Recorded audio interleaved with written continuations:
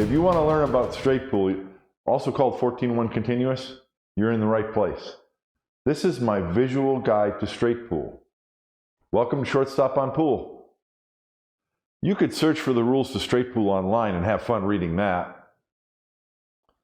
Instead, I'm going to show and demonstrate the shots on the table as we go along. We'll learn about break shots, strategies, safeties, scoring, etc. This is just a basic guide to straight pool, so I'm not going to get into advanced play. Let's begin with a little bit of history. Pool has its roots in an outdoor game similar to bocce or croquet in the 1600s. They brought the game indoors where the tables, cues, and games evolved for a couple hundred years. By the late 1800s, there were 3 distinct types of games. Carom games, like 3-cushion billiards, played on a table without pockets. Snooker, played on a 6x12-foot table with rounded corner pockets. And pool, played on a variety of table sizes with angled corner pockets. The ancient roots of snooker and straight pool are evident in their similarities. The break shot is a safety played in the same fashion.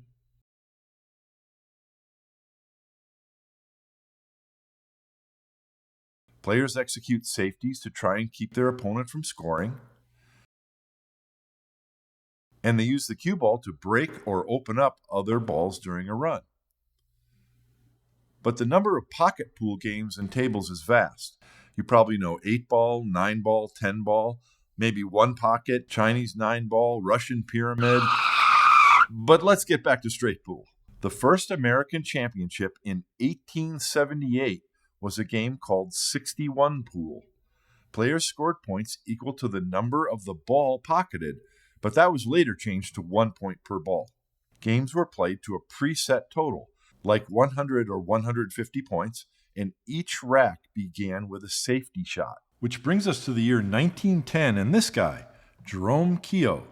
Jerome suggested that instead of beginning each rack with a safety shot, why not pause when one object ball is left? Rack the other 14 and let the player attempt to pocket the last ball, open the rack on the same shot, and continue shooting. And thus was born 14-1 continuous straight pool. Thank you, Jerome Keogh. So if you hear 14-1, 14-1 continuous, 14-1 straight pool, or just straight pool, today those all mean the same thing. Straight pool was the championship game played by professionals for nearly 100 years, from the late 1800s until they transitioned to 9-ball during the late 1970s to early 1980s. Okay, so how do you play? Well, straight pool is a game played between 2 opponents or 2 teams. You get 1 point for each ball that you legally pocket. When you pocket a ball, you are in the right to continue shooting. When you miss or foul, it becomes your opponent's turn to play. The game is played to an agreed upon point total. So you might play to 50 points or 100 or 150 points. So whichever opponent or team gets to the agreed upon point total first wins the game. You are allowed to pocket any ball that you choose. Solids and stripes don't matter, and you do not have to shoot them in order. Each ball that you pocket is worth 1 point. You can keep score on a sheet of paper or an electronic scoring app or using these beads.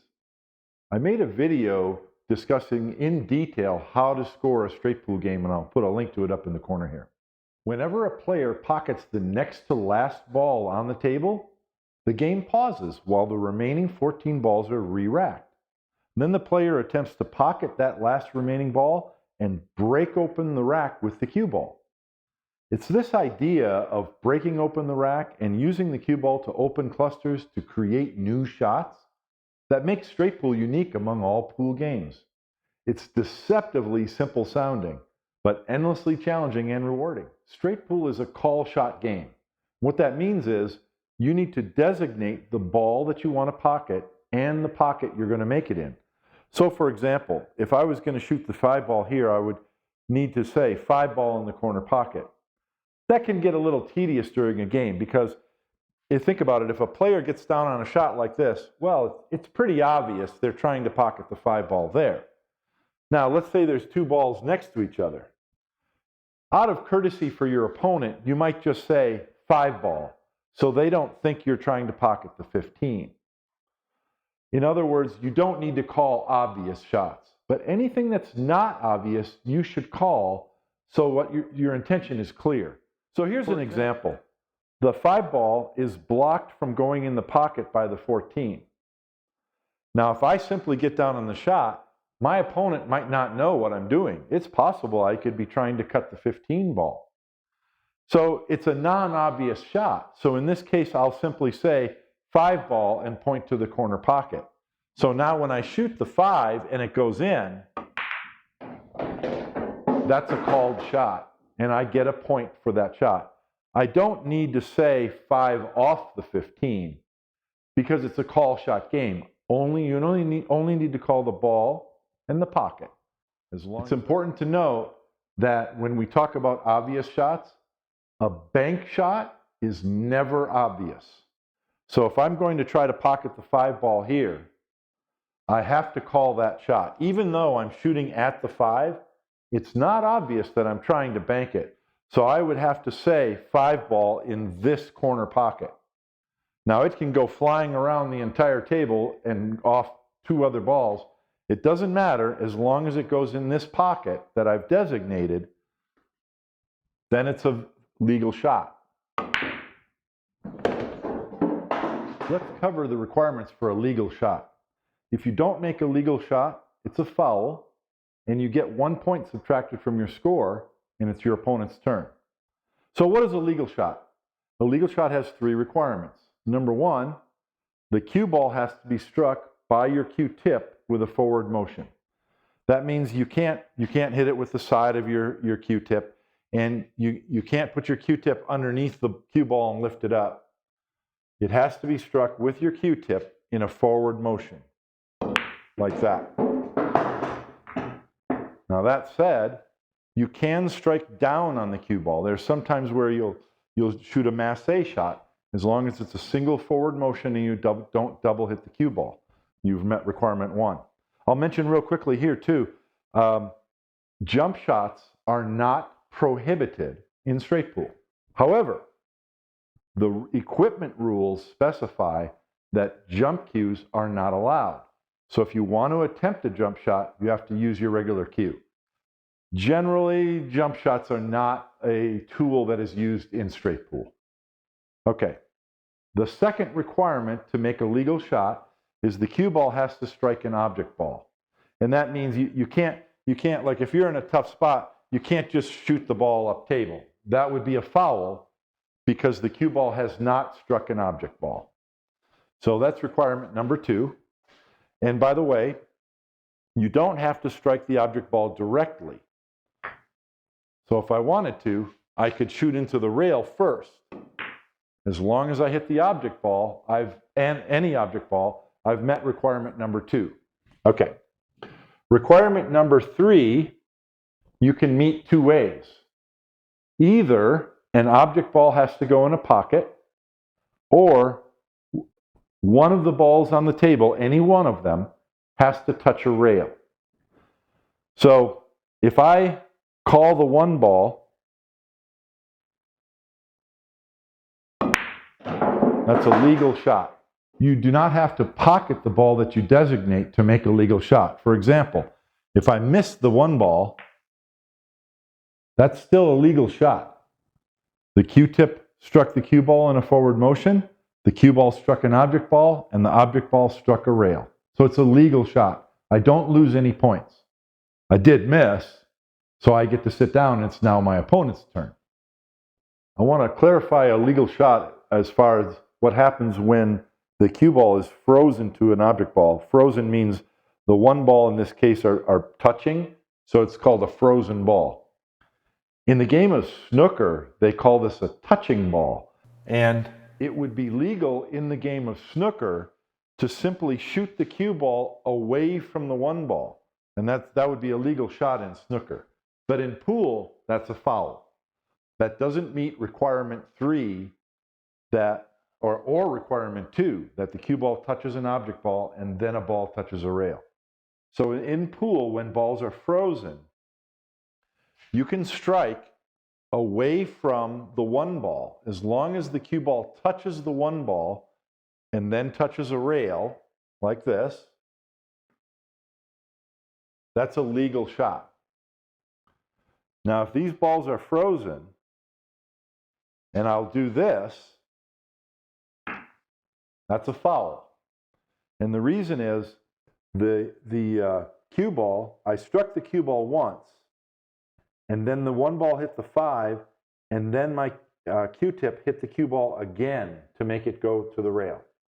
So when the ball is frozen, you have to shoot away from the object ball while still striking it in order to be a legal shot. All right, enough of the basics. Let's play some straight pool. I want to talk about the break shots because that's the most fun part of the game. There's 2 break shots in straight pool. There's the opening break shot, which you see here, and that's all 15 balls racked. That starts the game of straight pool, the opening break shot, and that happens one time. After the game has begun, after the first 14 balls have been pocketed, you'll have 1 ball remaining and the 14 re-racked. And this is also called a break shot, but this is just a regular break shot. It happens between each rack of the game. So let's talk about the opening break shot first. To perform the opening break shot, you can do one of 2 things. You can either pocket a called ball or play a safety shot. Now, a player might put the cue ball here and then call, for example, the 5 ball in the corner. If you hit the 1 ball hard, like an 8-ball break, sometimes that corner ball goes in the corner, but not often enough to be reliable. Usually it's not going to go, and all you've accomplished is to open the rack for your opponent so they can start shooting balls in. So typically, players shoot the safety option for the opening break shot. Now, the opening break shot safety has 2 requirements. One is the cue ball has to strike the rack and then get a rail. And the other is that 2 balls out of the rack have to get a rail. Now, you might think if you're going to 3 balls get a rail, you're probably going to open them up and leave your opponent a shot. But over the decades, pros have found a really good way. It's so good that there's almost no other safety shot that players attempt. And I'll show it. I'll demonstrate it for you. But the safety shot works like this, and you can shoot it from either side of the rack. It doesn't matter. But you want the cue ball about 1 diamond in and then in the head string. You have a ball in hand, you can put it anywhere you want. So go about 1 diamond in. What you want to do is strike the 3 ball, the corner ball on the side of the rack thinly, so that the cue ball goes to this rail, and you're going to hit it very thin and hard enough so that the cue ball goes 2 rails diagonally across the table and then back up here near this corner pocket. The goal is that the 3 ball, when you strike it thinly, will carry them off from the ball next to it and just go to the bottom rail and bounce off a little bit. You need this one to strike a rail. You don't want to hit it thick. If you hit it too hard or too thickly, that 3 ball might come back past the rack and leave a shot for your opponent. At the same time, some of the energy of that shot is going to go through the bottom row of balls and make the other corner ball go to that rail. And you'd like that ball to go to that rail and come all the way back to the rack or even behind it. So if those 2 balls get a rail and go back behind the rack, and this cue ball comes up and ends near the corner, you've met the 2 requirements for the opening break shot, and you haven't left a shot for your opponent. Now, it's easier said than done. It's going to take a lot of practice, but let me see if I can demonstrate it for you.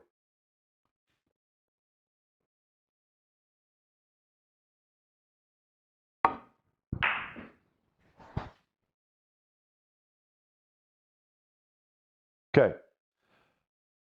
That was a legal break shot. And why was it a legal break shot? The cue ball struck a ball, then the cue ball struck a rail, and 2 balls struck a rail after that, the 5 and the 3. Now, this isn't the best break shot because I have left my opponent an opportunity to pocket the 5. It's a long, difficult shot, but they have a shot. So let's do it again and see if I can get a better result.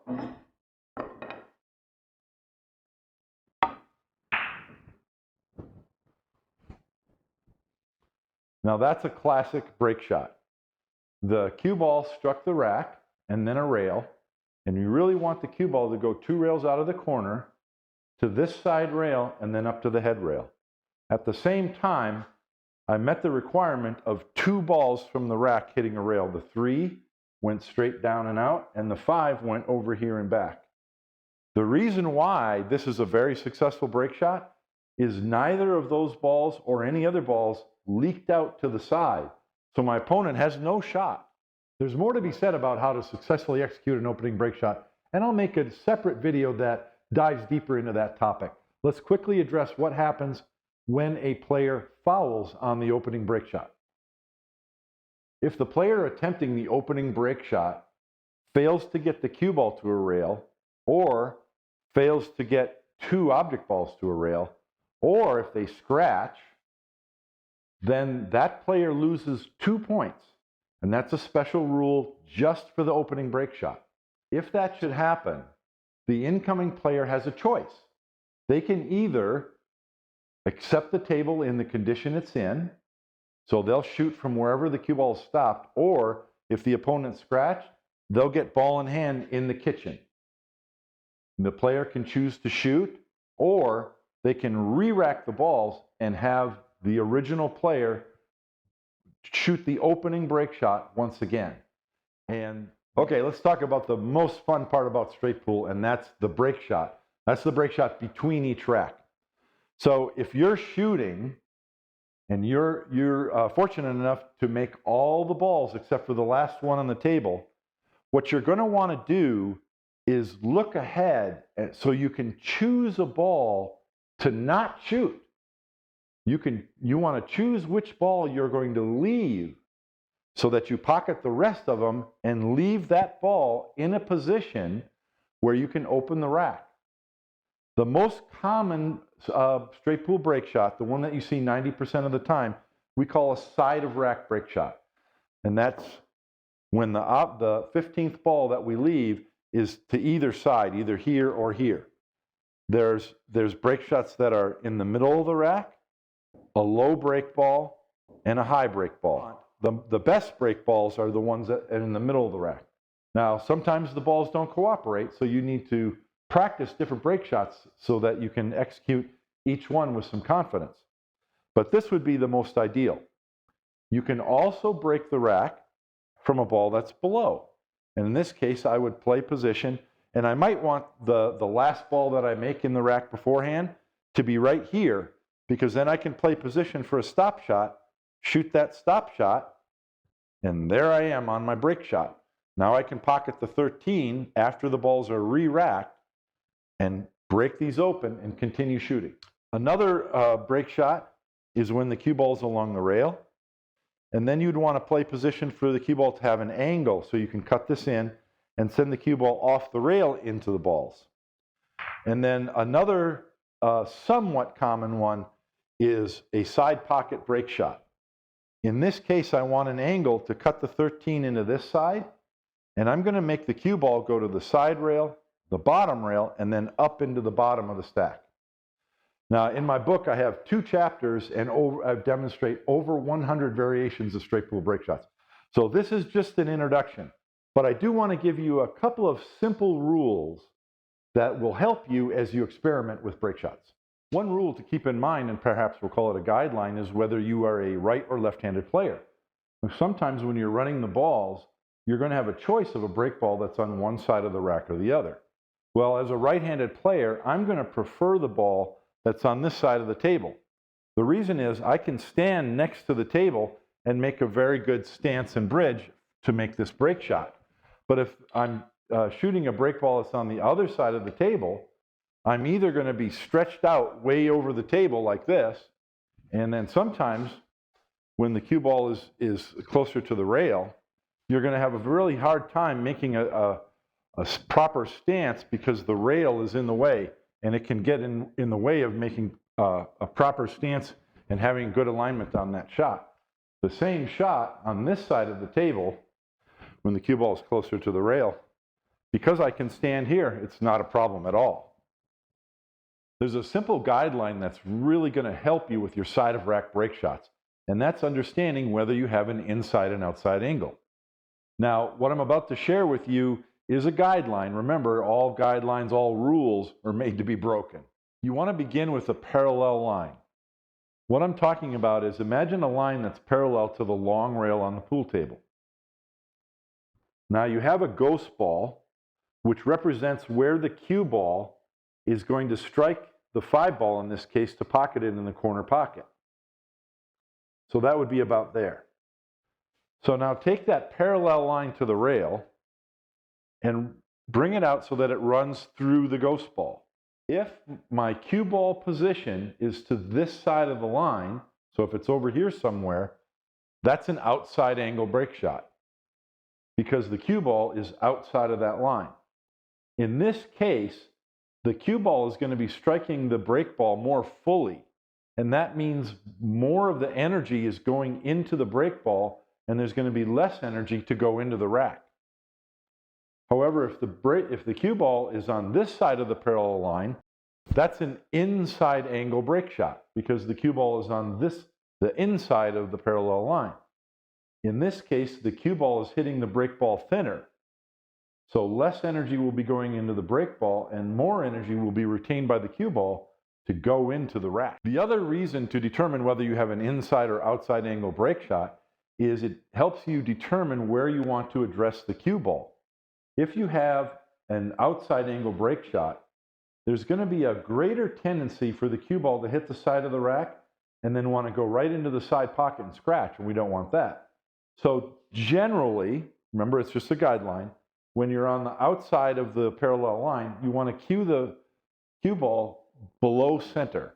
You might be a draw shot or just a stun shot, but below center.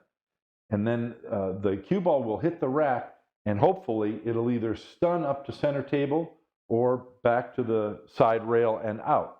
But it won't go towards the bottom of the table where it has a chance of scratching. And conversely, when you have an inside angle break shot, you want to cue this with top spin. You want to aim at the top of the cue ball so the cue ball has forward rotation.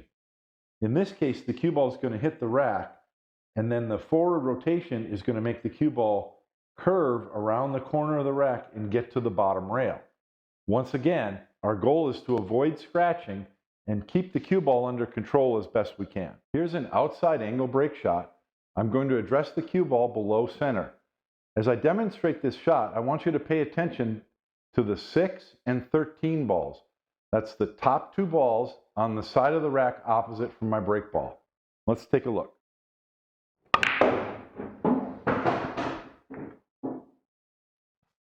Notice that the cue ball went to the side rail. We'd like to see it come off the side rail so we're not shooting over the rail, but this is a good example in that we kept the cue ball under control. I have a shot on the 8 ball and the 13 ball. If you notice, the 6 ball didn't move very much, but the 13 ball, which I believe was the second ball, went to the side rail and came out to center table. So even if I was unfortunate enough to not have a shot down table, I might have a shot on this ball into the side pocket. And here's another example of an outside angle break shot. Notice that the 15 and 14 ball, which were right on the top of the rack, are both positioned kind of near the side pocket. In this time, I didn't get a good shot into the corner pocket, but I have an easy shot to begin with the 15. This time I have an inside angle, so I'm going to use follow on the cue ball, but pay attention to where the 7 and 11 balls go as well.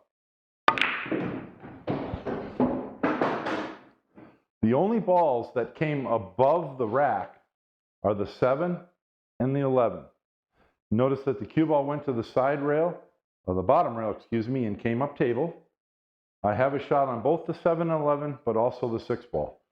This is a very common result from an inside angle type break shot. You can experiment using high and low on the cue ball, no matter what position the break ball's in. This is just a guideline, and your results are often going to vary. It depends to a great deal exactly which part of the ball that's in the rack that the cue ball strikes. You've probably seen some pro players on TV pointing at the rack with their cue stick and wondering what in the world are they doing?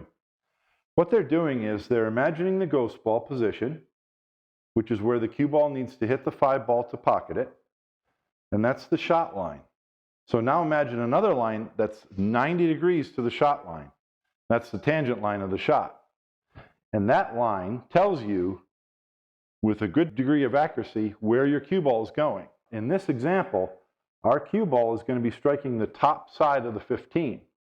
So if you can imagine, if we're shooting with a low cue ball, that's going to make the cue ball want to go this way or up table. So in this example, you might choose to vary from the guideline and use a high cue ball instead of a low cue ball.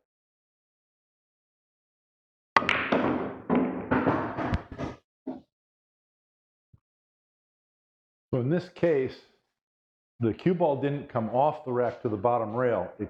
It bounced off and then went forward again. The goal was to keep the cue ball under control and keep it from scratching, and that was achieved. As you see, I have 2 easy shots. Had I struck that break shot with a low cue ball, the cue ball might have gone all the way up table, and I would have a very long shot to begin. Now, your results are going to vary all the time. Every break shot is unique, but I hope these guidelines will give you a roadmap to proceed as you practice and experiment with your break shots. For your below the rack break shots, there's a similar type of guideline. And again, you want to look at the parallel line from this rail through the ghost ball position. If the cue ball is outside or above that parallel line, you're going to want to shoot with high right English. Now, right English from this side of the rack. If you were on the other side, you'd shoot with left English. The goal is we want the cue ball to strike the rack, then go to this rail, and that right English is going to help it spin to the right and around the bottom of the rack and hopefully back out to center table. As you can imagine, when the cue ball is striking the rack in this direction, most of the balls that come loose are going to come loose from the top of the rack towards the center table. So we don't want our cue ball to stop down low. There might not be any balls down there. We want to get it to come around to center table. Let's see if I can demonstrate that for you now.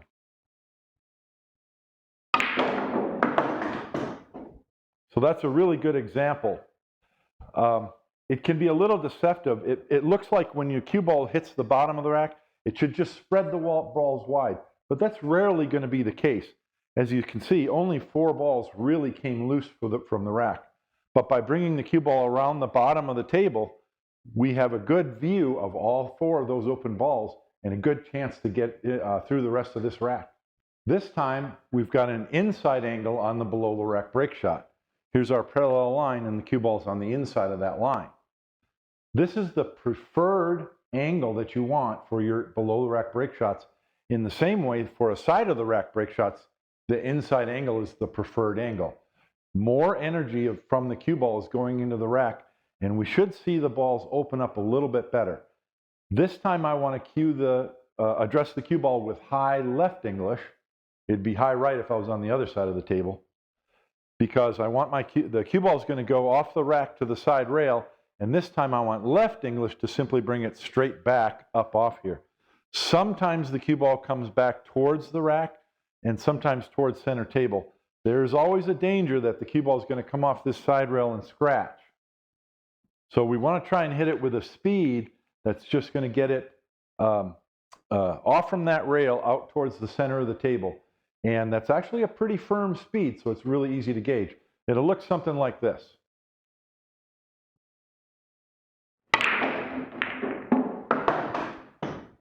So as you can see, the cue ball went to the side rail and tried to go up this direction. It struck some other balls, which is going to happen quite often. I have a number of shots to start with and a better dispersal of the balls. As you can see, in this instance, when you have that inside angle, it's going to be more likely that you'll get balls going all the way up table. But we have a good spread of the balls and a good beginning to our run. There's no parallel line with the rail break shots. Instead, what you're looking at is, what you don't want to do is have the cue ball come straight off the rail into the rack, because then it'll have a tendency to go all the way up table and leave you a long shot. You want to try and create an angle where the cue ball is coming down table more into the side of the rack. Then you have a better chance of hitting the side of the rack full and the cue ball staying here, staying down table. So in this particular example, I might use just a little bit of left English on the cue ball. And this one takes a medium firm stroke at least. So that's a really good example of what can happen. Because the cue ball hit the rack full, the rack ball full, it simply bounced off from the rack ball. You're going to find that you get a real good dispersal of the balls. Notice that most of the balls are on this part of the table. They all went that way, which is to be expected. But I've got some of the balls from this side of the rack came this way and up table. So I've got an easy shot in the side pocket to start, and I also have a shot there. So this is a really good example of the side rail break shot. You need to practice those because sometimes that's your only option or your best option during a rack. And as you can see, it can be a really good option. There's even more variety with this type of a side pocket break shot where I want the cue ball to go below the rack. Similarly to when we had a below the rack break shot, you're not often going to get a very big spread of the balls. What you want to do is get the cue ball to come out of this corner and hit one of these two balls on this edge. If the cue ball comes in and hits the middle of the rack, it's going to have a likelihood of sticking there and getting you stuck behind the rack with no shot. If we can get the cue ball to come here and hit these corner balls, it'll come to the rail, and then you'll often have a shot at one of these upper balls into that side pocket. Or if you hit it a little harder, and with right English on it in this example, then the cue ball might come to the rail, and that right English will help the cue ball come back up table. You're hitting the rack on the bottom, so balls are going to open up to the top side of the rack, so you want your cue ball up here. In order to do this, what we want to make sure that we hit the cue ball in the center. What I mean is we don't want any high English and we don't want any low English, because high and low can cause the cue ball to curve and make it harder to predict the angle. So I just want to use along the vertical axis, I want to be in the center, but I definitely want some right English. So I can kind of look at my angle and see that if my cue ball hits here, it's going to hit the short rail near the pocket, and then that right English will bring it across into those corner balls. Let's see if I can demonstrate a side pocket break shot.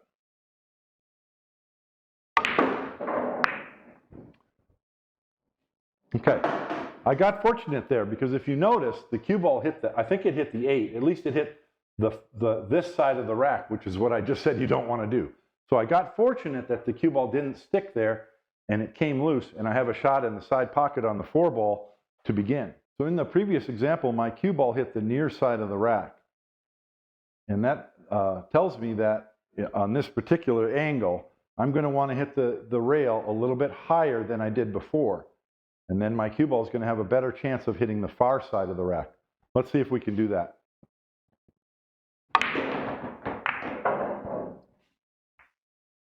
That's a real good example of the type of thing that can happen. As you see, I hit this side of the rack that I wanted, and the cue ball went to the rail and just came off. And I've got a shot on the 15 to start.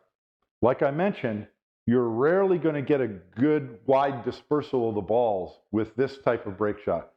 You just want to hit that corner of the rack, keep the cue ball under control, hope that you get a shot into the side pocket or an upper corner so that you can continue your run.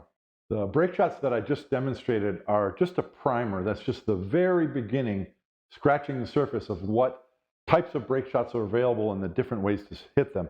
As I mentioned, I've got 2 chapters, over 100 examples in my book, Shortstop on Straight Pool, and there's more than that.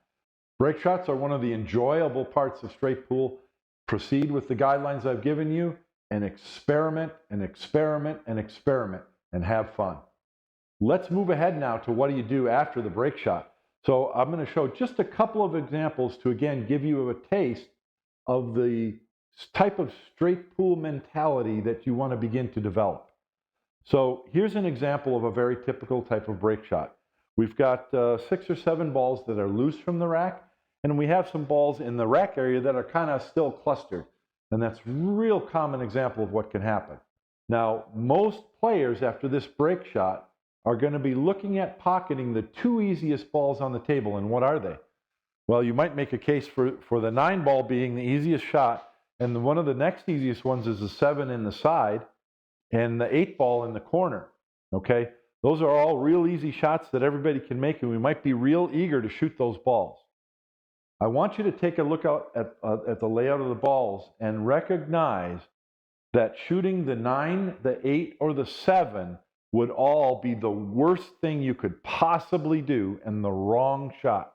The reason why I'm saying that is every shot that you shoot during a rack of straight pool should be for the goal of progressing the rack. Well, what do I mean by progressing the rack? What I mean is improving the layout of the balls, because These balls in the rack area, there's no shots there. So at some point, you're going to have to shoot a shot that causes the cue ball to bump those balls and improve the layout. You're going to develop a straight pool mind, a straight pool eye.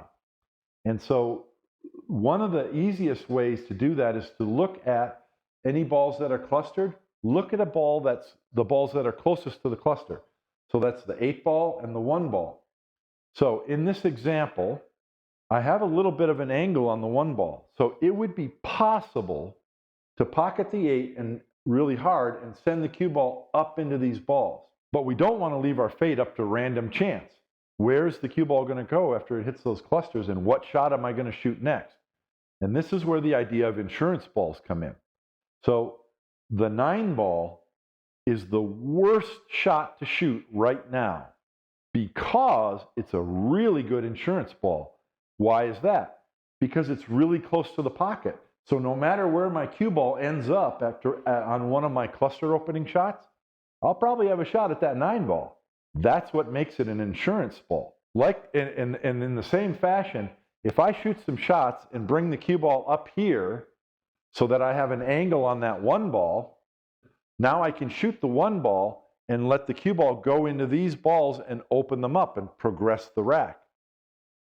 That's a good shot to shoot because this 14 in the side is an insurance ball. So when the cue ball hits these balls, maybe I'll get a good shot out of that, but I know that no matter what happens, I'm going to have a shot on that 14 in the side. That makes it an insurance ball for this shot. There's a very good opportunity to open the rack very safely from here. The best shot from this position is the 12 ball. Now, where's the cue ball going to go after we shoot the 12 ball? Well, it's going to go to the rail and bounce up. Then I'm going to have an angle on this 8 ball into that corner pocket, and then the cue ball, when I shoot the 8, is going to go up into these balls and open them and leave the 9 as an insurance ball.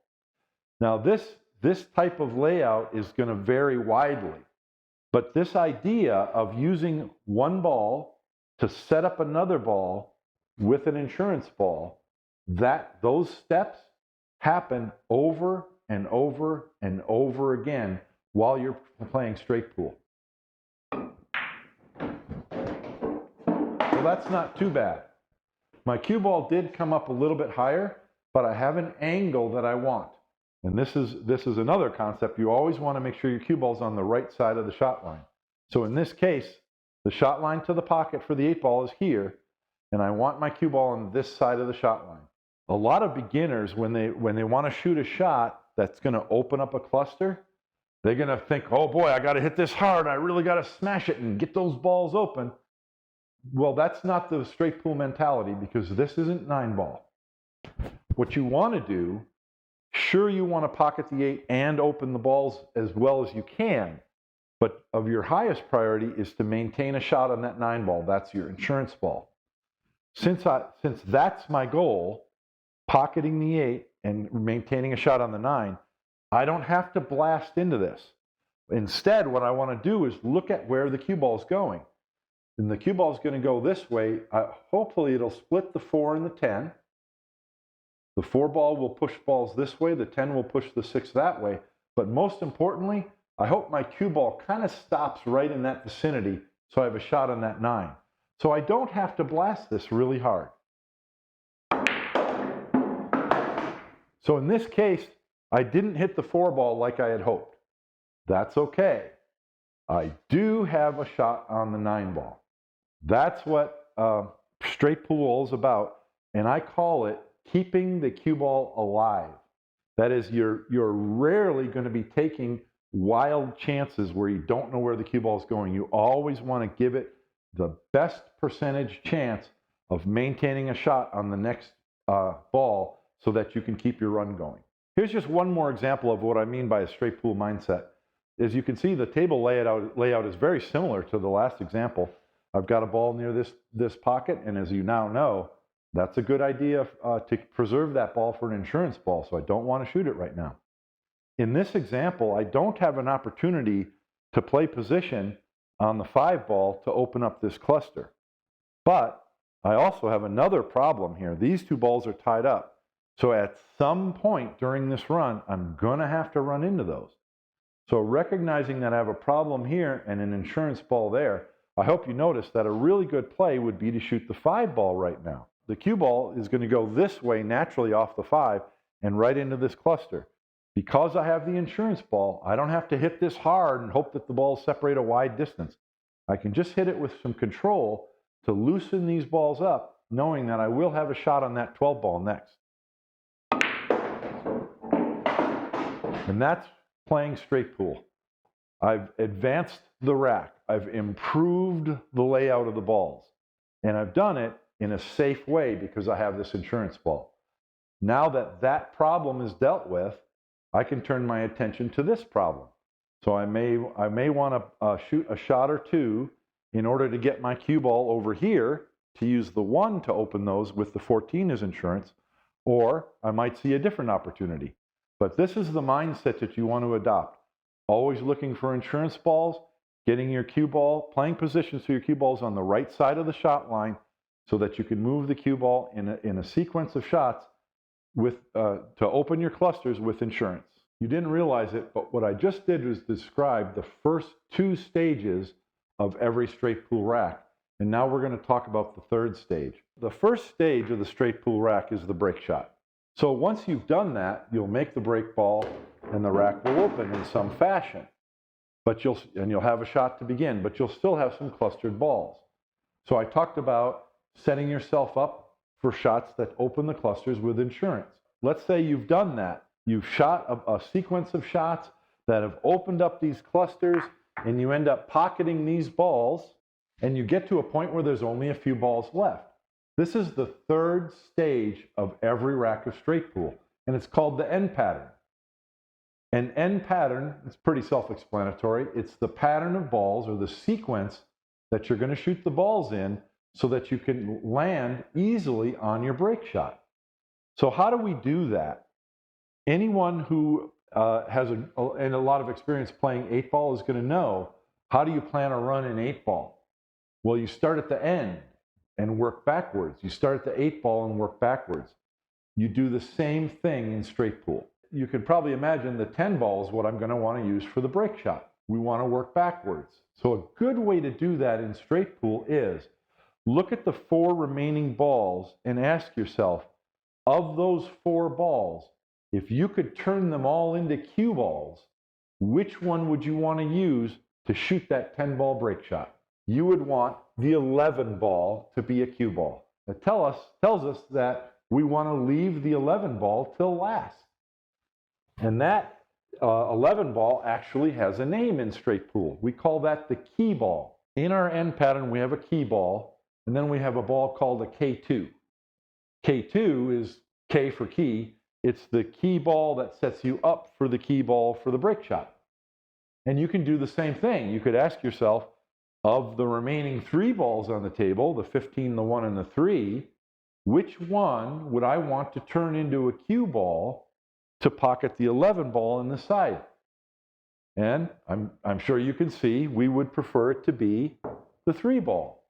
Why is that? Well, it's because the 3 ball is the closest to getting a straight in shot on that 11. Probably would want to shoot the 3 ball and draw the cue ball over here a little bit so I'm closer to straight in on 11. But you're looking for the ball that's closest to what you want or what will lead naturally to that 11 ball in the side pocket. This process will make it possible to simplify the end pattern.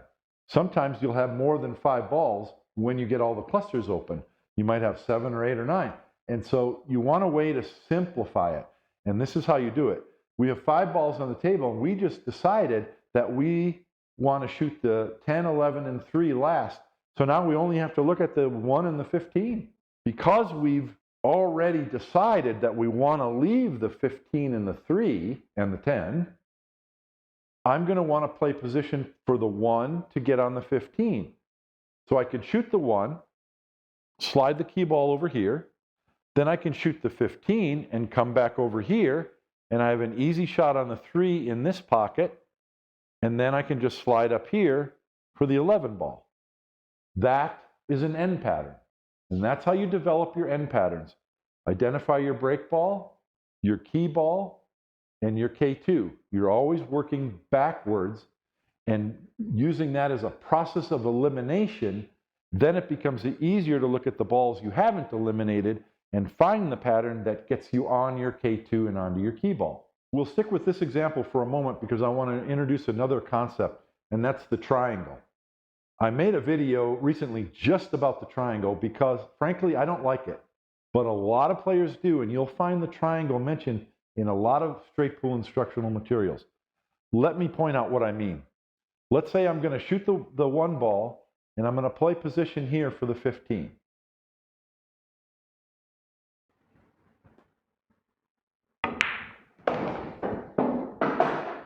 I now have 3 balls remaining before my break ball.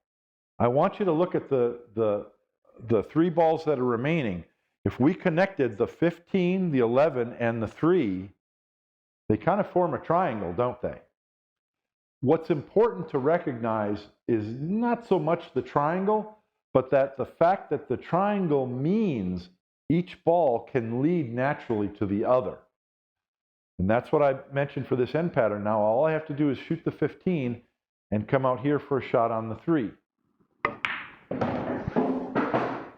Once I've done that, what are the 3 balls remaining? The 10, 3, 11, and if we connect them with a line, we've got another triangle.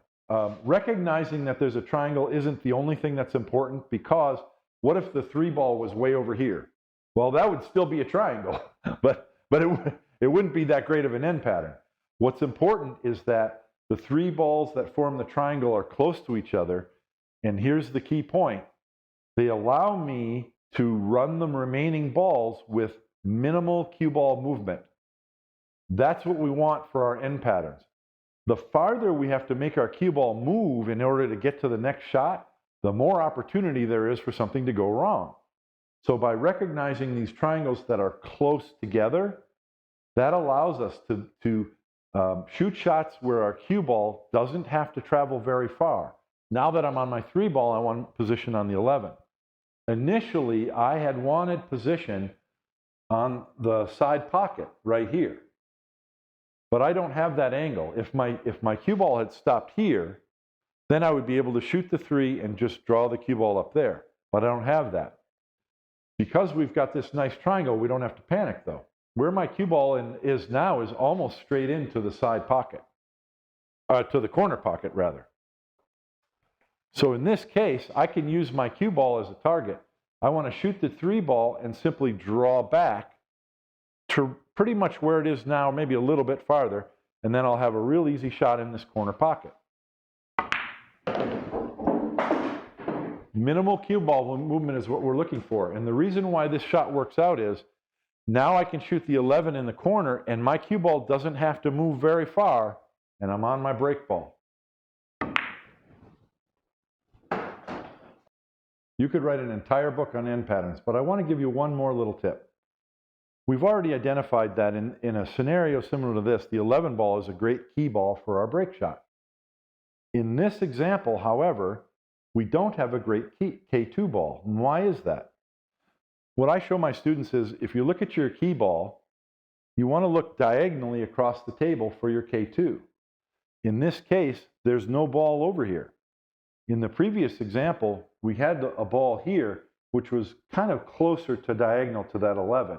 So it was very workable. In this case, because I don't have a really good K2 ball for the 11 ball as a key ball, I'm going to look for a different key ball. And there's a very high percentage play here. The 7 ball is actually a very good key ball. Here's the shot line to the 7. If I can play position to get my cue ball below the shot line, it's really easy to just tap the 7 in the corner, and then my cue ball can go to the side rail and out for position on the break shot. Now that's not minimal cue ball movement, but I will have minimal cue ball movement and very high percentage positional routes in order to get there. Because all I have to do is pocket the 4 and draw back a little bit for the 11. I'll shoot the 11 and keep an angle on the 3 so that when I cut the 3, my cue ball will come over here past the shot line for the 7.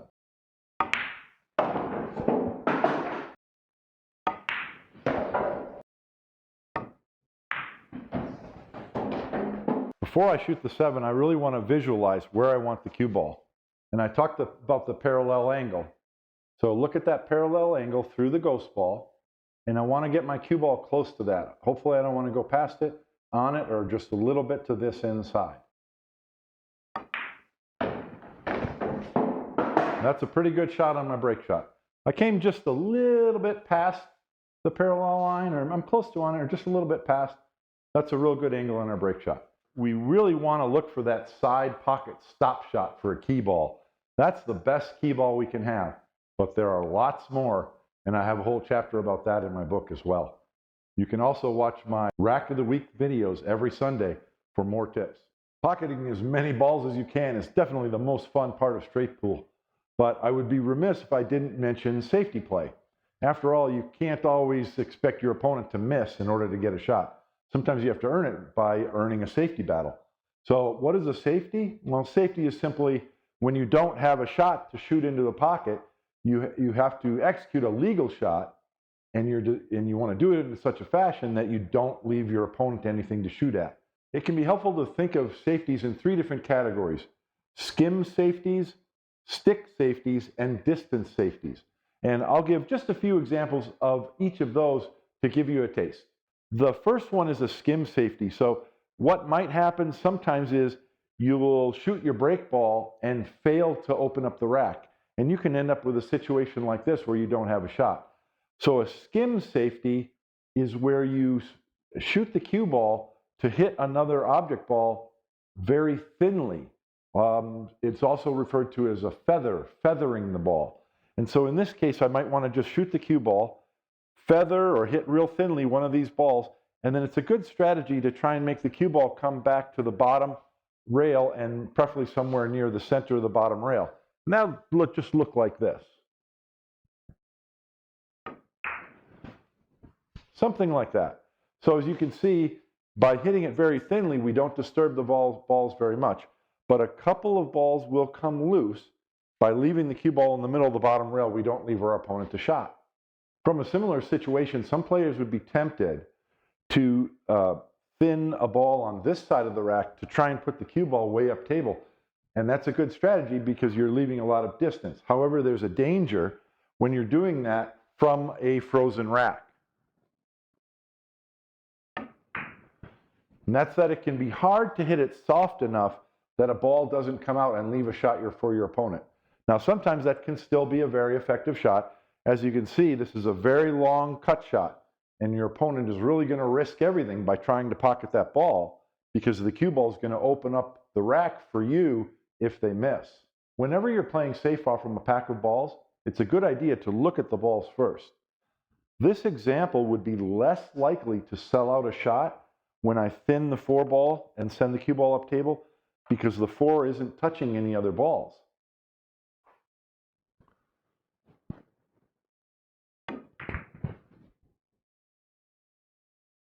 The other thing to look for before you play a safety off from a pack of balls is, are any combinations or caroms wired? For example, if the 3-9 was lined up to this pocket, I wouldn't want to send the cue ball up table because my opponent could easily make that combination and open the balls and continue shooting. But you need to also look for caroms. In this example, the 2 ball is lined up to the center of the pocket off from the side of the 13. So again, you need to recognize those possibilities so you don't leave them for your opponent. Here's a common situation and an example of what makes a good safety, and that's not only do you want to leave the cue ball in a position where your opponent doesn't have a shot, but if possible, you want to put an object ball in front of a pocket because that causes more trouble for your opponent.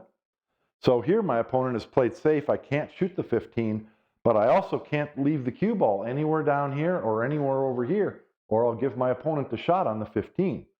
So one response to this safety is to thin the 4 ball, thin a ball on the top of the rack, and simply bring the cue ball right back to where it is now.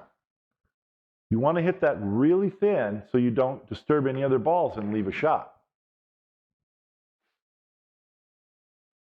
Here we see a typical result of an opening break shot that begins the game. The cue ball's up table, the rack has been disturbed. you can see that the two corner balls have taken their positions. So what do? One option would be to, from up table, is to thin the side of the rack and let the cue ball either come all the way back up table or just back up to here behind the pack of balls. So again, you need to look at the balls first, because if I try to thin the 2 ball, it's possible that I could send the 11 into the 12 and knock the 3 out, and that might leave a shot for my opponent here. In this instance, I might want to hit the 15, because if I can send the 15 into the 1, then both of those balls could stay below the rack, and I'll just want to put my cue ball behind the rack near the side pocket.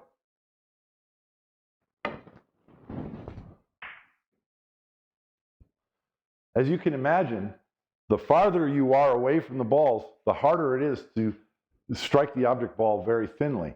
So make sure to add that to your practice routine. After a few safety exchanges, you might find yourself in a position similar to this. Now you have a bank shot on the 15 into this corner pocket, but there's nothing behind it. In other words, should you pocket that bank shot, all these balls are still grouped together and there's no real shot to follow up your bank shot. In this case, it'd be wise to play a safety. So rather than banking the 15 to the corner pocket, what you want to do is hit it thinner, so you simply bank it to the bottom rail behind the balls. And as you can imagine, the cue ball will go up table. Notice that I didn't have to hit that very hard. Here's a similar situation, and it may look quite different, but believe it or not, it's exactly the same shot. You want to bank the 15 ball behind the pack, and this time your cue ball will probably take a longer route off from this rail to get up to the head rail.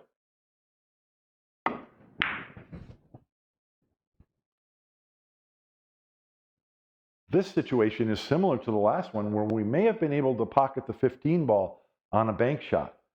This time we have a very easy shot into the side pocket.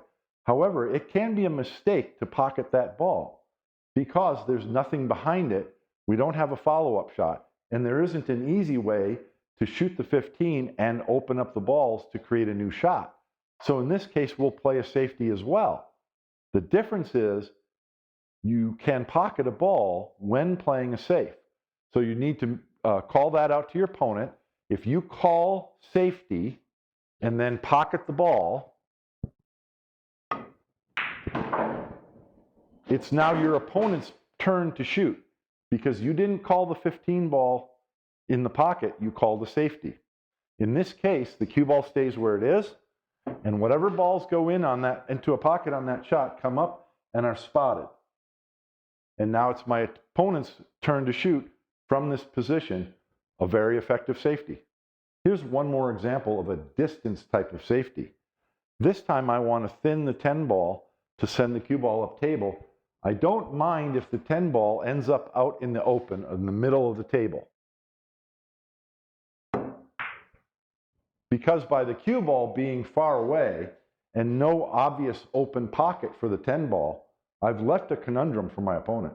Sometimes towards the end of a rack, there aren't any obvious shots, or perhaps a couple of safeties have been played. In this example, you can put your opponent in a tough spot by striking the 14 ball thinly and leaving distance by bringing the cue ball up table. And the 10 ball will actually help prevent the cue ball from coming over in front of this pocket.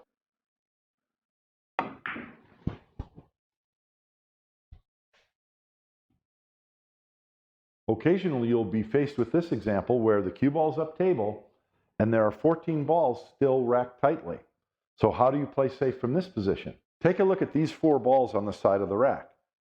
If I hit the 12 ball, the energy is going to go through that rack of balls and drive the 15 to a rail. If I can hit the 12 ball as fully as possible, the cue ball should stick right there on the top of the rack. I'll get a rail with the 15. The other balls shouldn't move very much, and it won't leave my opponent a shot.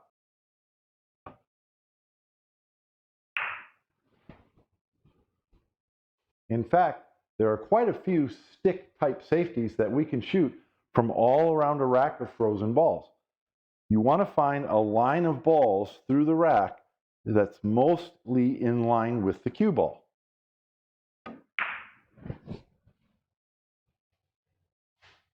As predicted, the 2 ball, which was on the end of that line of 4 balls, is the ball that made it to a rail.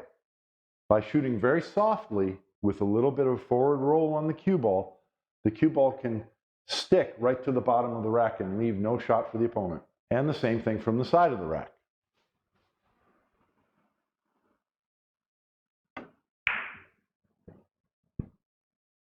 This is just a hint of safety play.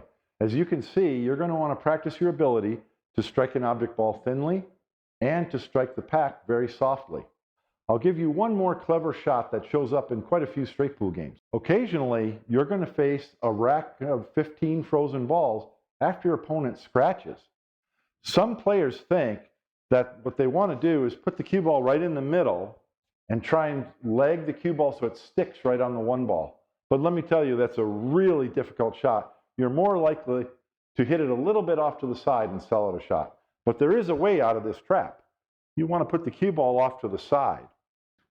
If you can shoot past the rack to the bottom rail with just a hint of right English, left English if you're on the other side of the table, the cue ball should come off the bottom rail and stick to the bottom of the pack while knocking a ball to a rail.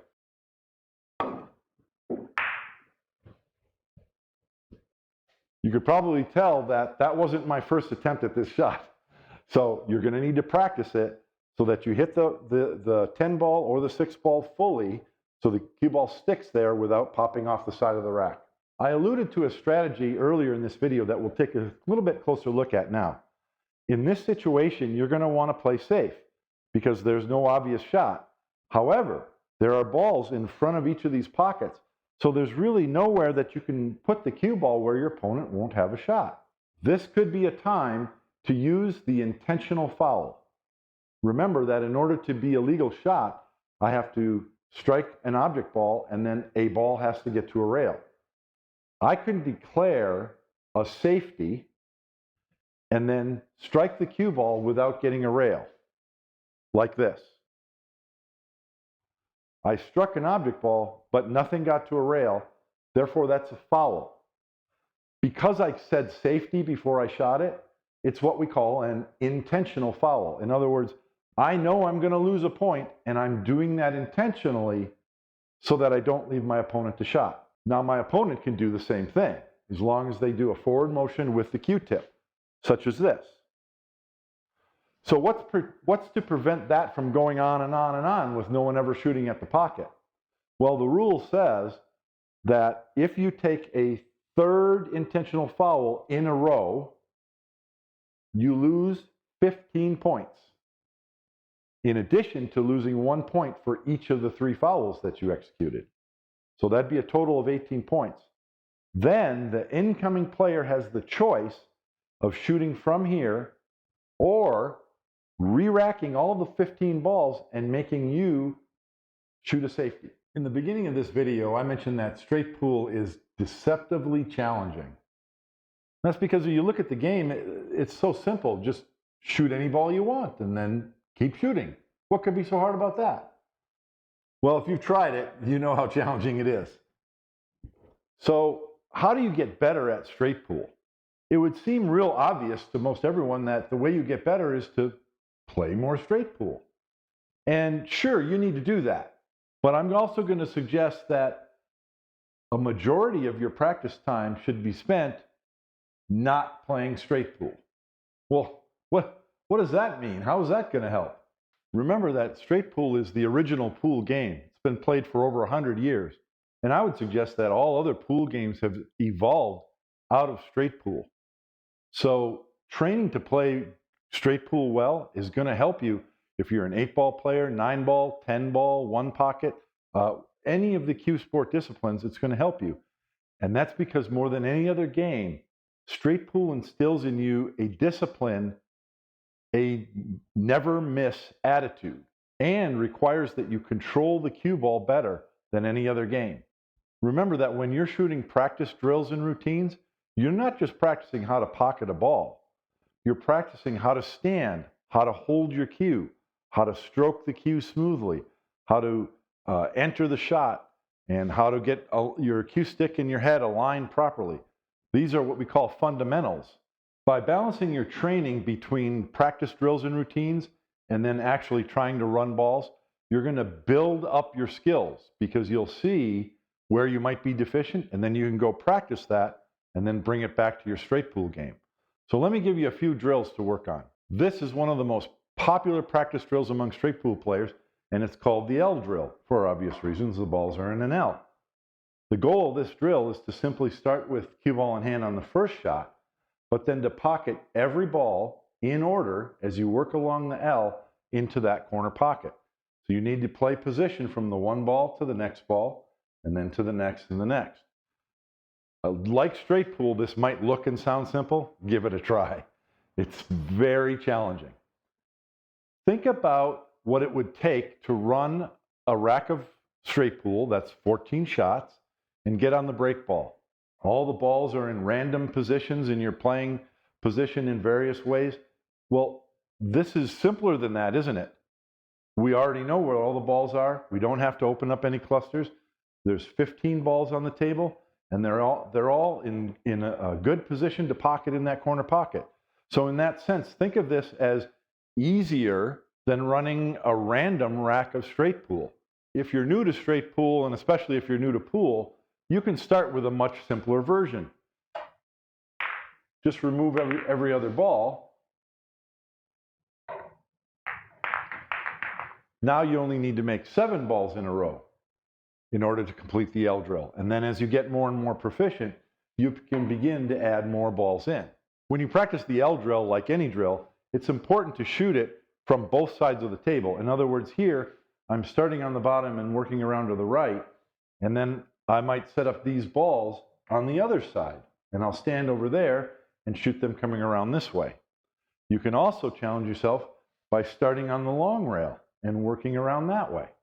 I'll put something up here in the corner or a link in the description where you can see a video of me practicing the L drill and completing it from bottom to top and from top to bottom. Another great practice drill is the circle drill. Simply put the cue ball in the center of the table with all 15 balls in a circle around it.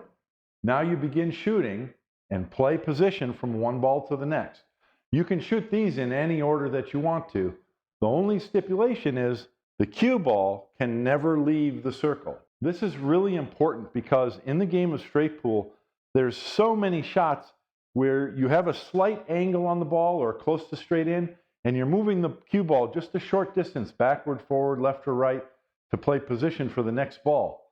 This is going to really help with your control of the cue ball in tight position zones. And like the L drill, the circle drill is a challenge. Can you complete the drill by pocketing all 15 balls in a row without missing? This is what I mean when practicing straight pool instills in you a do not miss attitude. And then the final drill that I'll show you is the side pocket semicircle drill. I have 2 setups here. You can just do one at a time. But you set up a semicircle of balls, take ball in hand for the first shot only, and your goal is to pocket each ball in order into the side pocket. So you're going to be doing little draw strokes to pull the cue ball back to get on the right angle to get to the next ball. And always remember to shoot it on both sides of the table, or start from this side and work around the semicircle this way, then put the balls back up, start on the other side, and work your way around the other way. This next routine is a bit more fun because you get to break a rack open and shoot at balls that are positioned randomly around the table. Now, if you think about it, when you are playing a game of straight pool, you often get 6 or 7 balls open, and then there's still a cluster of balls in the middle of the table, or there are clusters around that you need to deal with. So that's really challenging, especially for a beginning straight pool player. So here's a routine where you can do the same thing and build up your skills. For this routine, you're simply going to rack 15 balls, take ball in hand in the kitchen, and break the rack, kind of like a game of 8-ball.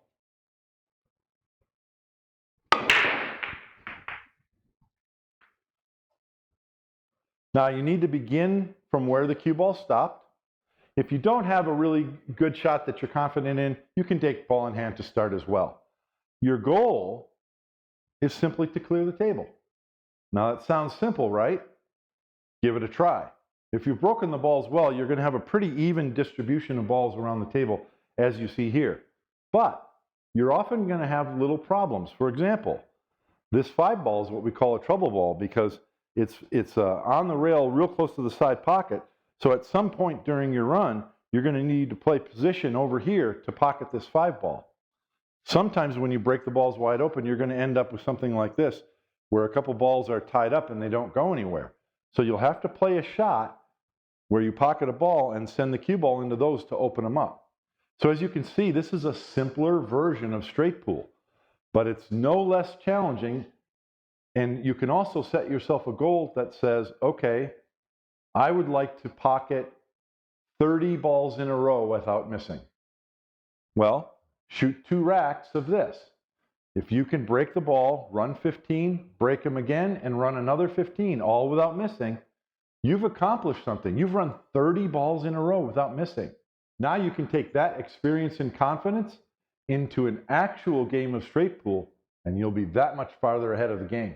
There are more challenging ways to approach this routine. Once you've become fairly good at clearing the table, the next step is to add a stipulation that says, before you shoot any shot, you have to specify which ball you're going to shoot next. For example, I might say, okay, my first shot is going to be the 12 ball, and then my next shot is going to be the 13. Okay, now you need to shoot the 12 ball and play position for the 13. If the cue ball comes over here behind the 7, oops, you misplayed your position.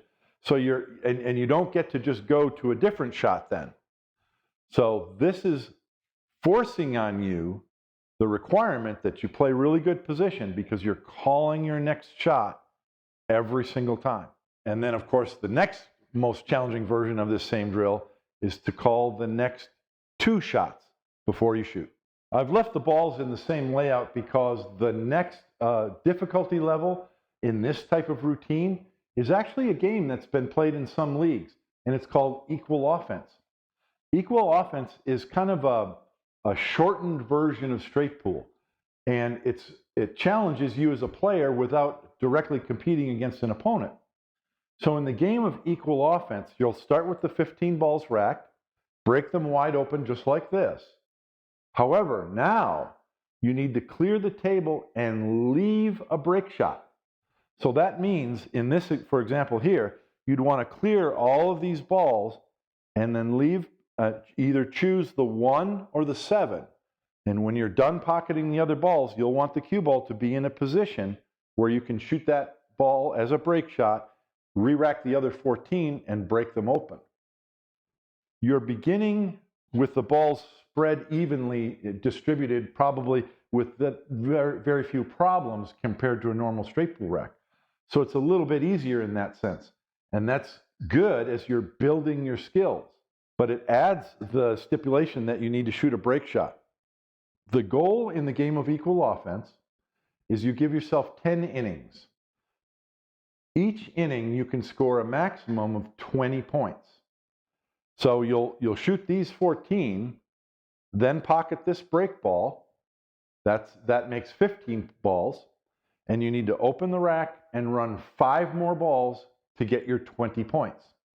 So this is an easier way to challenge yourself to play straight pool as you're learning the game.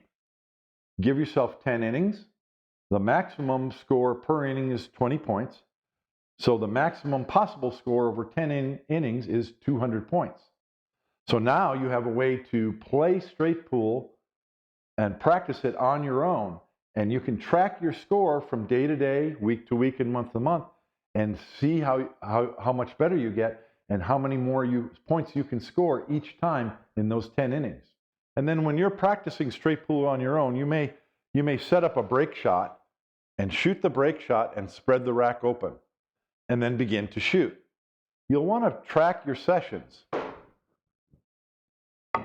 What I mean is you'll want to keep a running total of how many balls you pocketed on each attempt.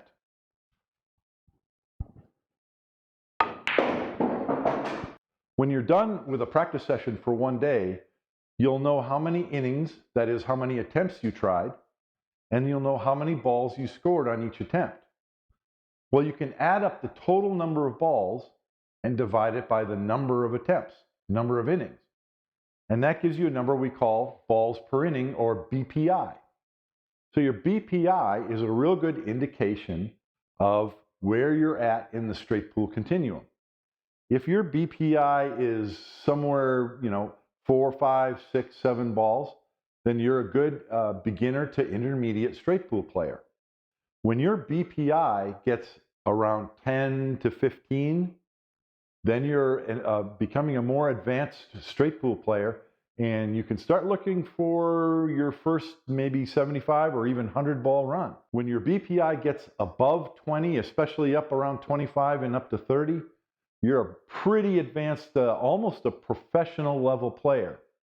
And then the real professionals who do this for a living, their BPIs are usually well above 30, 40, 50, even 60 points. And then, of course, the other data point that you're going to track is your high run. It's kind of a boasting point. Anyone who plays straight pool, the first question you ask him, oh yeah, what's your high run? Your own personal high run is a real fun statistic to keep track of, but don't get carried away with it. I'll let you know that the world record high run is 714 balls. Oh, and one more thing. Watch some straight pool matches on YouTube. Just search YouTube for straight pool and you can watch the pros play. Listen to the commentators. Maybe not if he gets to the 4, to the 6, and gets almost straight. Yeah, he wants a sliding on the 4 to draw back above the break ball. And then watch a straight pool match with the sound off. Before the pro shoots their shot, look at the layout of the balls and imagine what ball they're going to shoot and what one ball they're going to shoot next and what they're trying to accomplish. Whether that pro shoots what you thought they would or they shoot something else, you're going to learn from that. Believe it or not, this video has been just an introduction to straight pool. This game will challenge and entertain you for a lifetime. We talked about the history of straight pool. We went over some of the rules. We talked about break shots and some strategies, and I gave you some tips about how to improve. Be sure to check out my book, shortstoponpool.com. It's the next level of instructions. It's for intermediate to advanced players, and it has a roadmap to show you exactly how you can approach the game to get to your first run of 100 balls. At 61 years old, I've run over 100 balls 16 times, and I'm still going for more. Hey, check out my YouTube channel. Look for the playlist called Rack of the Week. Every week, I look at a new rack of straight pool, either played by me or a professional, and we break it down. Get out there and play some straight pool.